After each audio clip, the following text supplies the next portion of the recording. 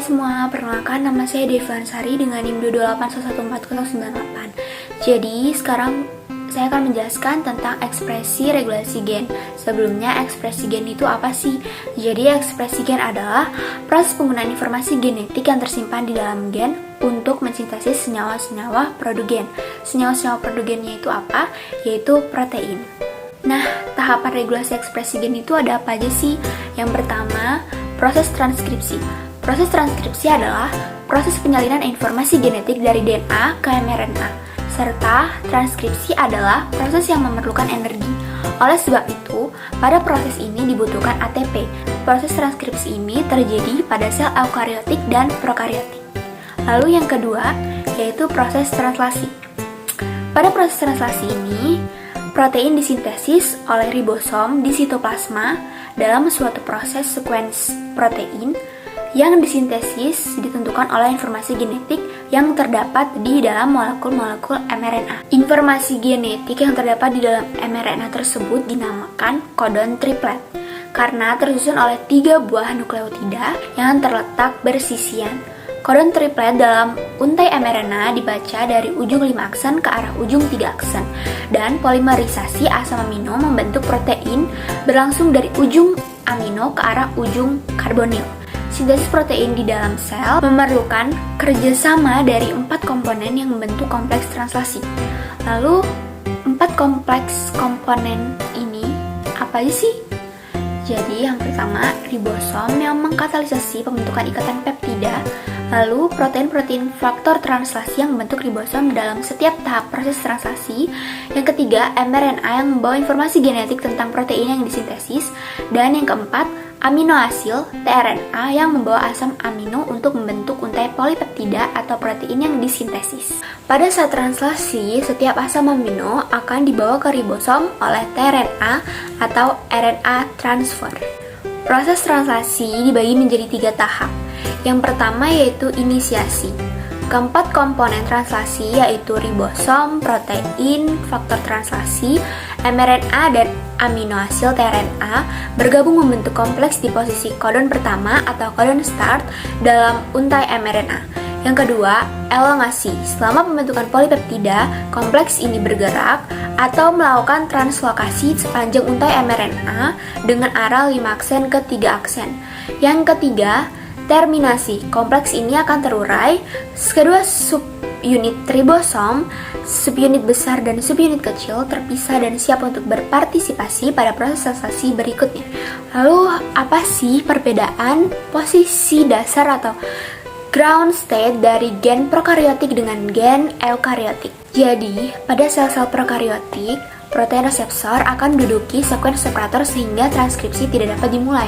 Sebaliknya, pada sel-sel eukariotik, protein-protein regulator transkripsi justru berperan untuk mempermudah aktivitas RNA polimerase, antara lain dengan jalan mengubah densitas atau posisi nukleosom sehingga sekuens promotor lebih terekspos dan dengan demikian lebih mudah dikenali dan diikat oleh RNA polimerase.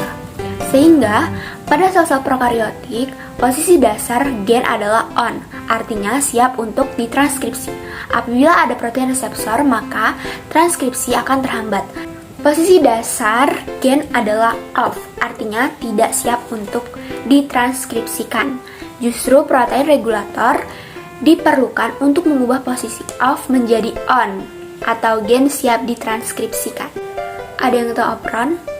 Operon merupakan gen-gen yang mengkelompok membentuk struktur pada sel-sel prokariotik. Nah, apa aja sih operon yang membentuk sel-sel pada prokariotik? Yang pertama, operon LAC. Enzim-enzim yang dikode oleh operon LAC ini yaitu enzim-enzim yang diperlukan untuk katabolisme laktosa akan disintesis apabila di dalam medium tempat tumbuh bakteri terdapat laktosa. Jadi, di sini laktosa berperan sebagai induktor sintesis enzim.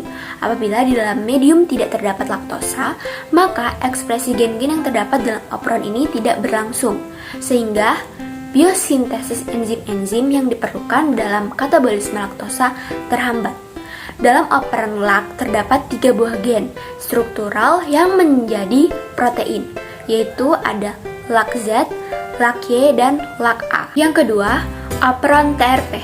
Operon TRP mengkode protein-protein yang berperan dalam biosintesis triptofan. Kelompok gen ini, seperti halnya operon LAC, diregulasi oleh represor yang berikatan dengan sekuens operator. Aktivitas represor TRP untuk mengikat sekuens operator akan diperkuat apabila ia terikat dengan triptofan. Dalam hal ini, triptofan disebut sebagai korepresor. Karena aktivitas reseptor TRP untuk mengikat sekuens operator akan diperkuat dengan adanya triptofan, maka dapat dikatakan kecepatan ekspresi operon TRP ditentukan oleh banyaknya triptofan dalam sel. Lalu, apa yang terjadi pada regulasi operon triptofan dalam sel yang mengekspresikan bentuk mutan dari TRP? Yang pertama, tidak dapat berikatan dengan DNA. Gen akan terus diaktifkan secara permanen. Yang kedua, tidak dapat mengikat triptofan, gen akan terus dihidupkan. Yang ketiga, berikatan dengan DNA walaupun tidak ada triptofan, gen akan dimatikan atau dinonaktifkan sepenuhnya. Lalu, apa yang akan terjadi pada skenario 1, 2, dan 3 apabila sel sebagai tambahan memproduksi protein TRP reseptor normal dari gen kedua yang normal? Dalam skenario 1 dan 2, molekul penekan triptofan normal akan sepenuhnya memulihkan pengaturan enzim biosintesis triptofan. Sebaliknya, ekspresi protein normal tidak akan berpengaruh pada skenario 3 karena operator triptofan akan tetap ditempati oleh protein mutan bahkan dengan adanya triptofan. Peran cis-casting sequence dan trans-acting factors dalam regulasi ekspresi gen eukariotik itu apa sih? Jadi, peran cis-acting sequence merupakan sequence yang berada di arah limaksen dari situs awal atau start site transkripsi yang berperan untuk berlangsungnya proses inisiasi transkripsi. Trans-acting factor berperan sebagai aktivitas transkripsi dengan jalan yang berikatan dengan DNA pada sequence promotor. Trans-acting factors memiliki dua domain fungsional. Apa aja sih? Yang pertama, DBD atau DNA Binding Domain adalah protein domain yang dilipat secara independen yang mengandung setidaknya satu motif struktural yang membedakan DNA beruntai ganda dan tunggal. DBD dibutuhkan untuk berkaitan dengan DNA. Yang kedua, cis-acting domain atau CRE adalah domain yang mengatur transkripsi aktif atau nonaktif terkait waktu dan tempat tertentu di dalam sel. Kelas trans-acting factors itu ada apa aja sih? Jadi yang pertama, kelas helix turns helix. Monomer atau dimernya monomer. Keterangannya itu domain 3 helix, helix 3 berikatan dengan DNA dan helix 1 dan 2 berikatan dengan protein lain. Contoh, protein homeotik Drosophila. Yang kedua, kelas Zanes-Finger. Monomer atau dimer. Monomer. Keterangannya berikatan dengan ZN dalam bagian protein yang kaya histidin cysteine. Contoh, protein reseptor steroid. Yang ketiga, kelas leucine-zipper. Monomer atau dimer, homo atau heterodimer. Keterangannya, dimer terbentuk dari interaksi bagian protein yang kaya leucine. Contoh, proteons gen C-fos dan C-jun gen OP2 pada jagung. Yang keempat, helix loop helix.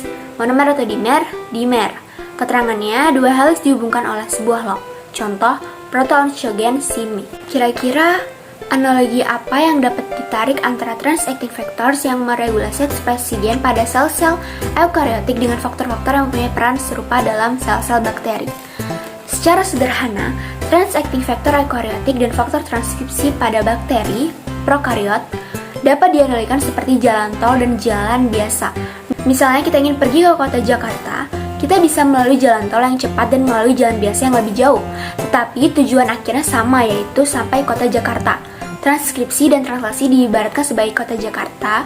Bakteri ibarat melewati jalan tol karena transkripsi dan translasi bisa dilakukan bersamaan. Sedangkan eukariotik melewati jalan biasa karena sel eukariotik lebih kompleks dan proses ekspresi gen terjadi dalam dua tahap terpisah di dua tempat yang berbeda sel. Faktor transkripsi apa yang dibutuhkan untuk berlangsungnya transkripsi DNA eukariotik oleh enzim RNA polimerase 2? Faktor transkripsi TF2B berperan sebagai jembatan atau penghubung antara TF2D dan RNA polimerase 2 dengan membentuk interaksi antara TBP dan RPB1. TF2B juga berinteraksi dengan BRE, elemen promotor yang terdapat pada tata box sehingga diperkirakan berperan dalam seleksi atau titik awal transkripsi. Hasil penelitian menunjukkan bahwa mutasi pada TF2B menyebabkan bergeser titik awal transkripsi. Sebelum situs awal transkripsi pada sekuens non-translasional yang disebut bagian promoter umumnya mengandung sekuens tata yang berulang atau disebut tata box. Dan pada bagian ini, RNA polimerase berikatan untuk memulai proses transkripsi. Di arah ujung 5 aksen yang lebih jauh lagi terdapat CCAAT box yang memiliki peran penting dalam regulasi transkripsi. Di samping itu, biasanya terdapat beberapa sekuens konsensus lain di mana berbagai protein untuk transkripsi terikat untuk pengendalian proses transkripsi.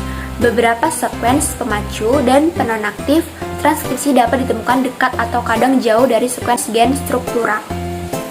Sekuens yang berperan dalam poliadenilasi dari molekul mRNA hasil transkripsi. Sekuens yang berada di arah 5 aksen dari situs awal atau start site transkripsi merupakan bagian yang paling penting dalam inisiasi transkripsi. Pada bagian ini dibentuk kompleks transkripsi. Secara umum, bagian ini disebut sekuens promoter. Dalam genom eukariotik terdapat beberapa sekuens yang sangat dikonservasi. Salah satu diantaranya adalah yang dikenal sebagai tata box.